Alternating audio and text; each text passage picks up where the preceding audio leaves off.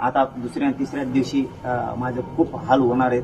कारण मला आताच उठता येत नाही, बसता येत. उठायला पायऱ्या चढायच्या असल्या तरी मला खाली वर धरायला 2-2, 4-4 माणसं लागतात. त्यामुळे माझे प्रचंड शरीरात वेदना आहेत उपोषणामुळे. एखाद्या दिवस माझा शेवट सुद्धा होऊ शकतो याच्यात. मी माझा शेवट झाला तरी हरकत नाही. माझ्या कुटुंबालाही सांगतो, समाजालाही सांगतो, कुणी रुसू नका. कुटुंबाला पण सांगतो, या समाजासाठी तुम्ही, मी नसलो बी तरी तुम्ही योगदान द्या. माझ्या समाजालाही सांगतो, तुम्ही समाजासाठी, आपल्या लेकरांसाठी सगळे लढा. किंवा लढा कधीही बंद पडू देऊ नका.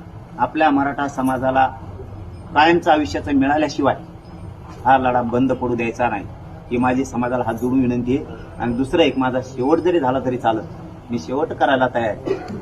पण मी मात्र म्याने जाऊन फुटणार, गद्दार होणार नाही. मात्र मराठ्यांनी ते हात जोडून तुमच्या पायाची विनंती माझी की 25 जानेवारीला तुफान ताकदीनं घराघरातले सगळे मराठी अंतरवाली ही माझी सगळ्यांना हात जोडून विनंती. सगळे कामं धंदे बंद ठेवा. 4-4, 1-1, 2-2 दिवस काम बंद ठेवल्याने काय फरक नाही पडणार. आपल्या समाजाचं कल्याण होईल. सगळे मराठी राज्यातले, कानाकोपऱ्यातले, मुंबई असन, कोकण असन, खानदेश असन, विदर्भ असन, मराठवाडा, मुंबई, पुणे शहरातले सगळे व्यावसायिक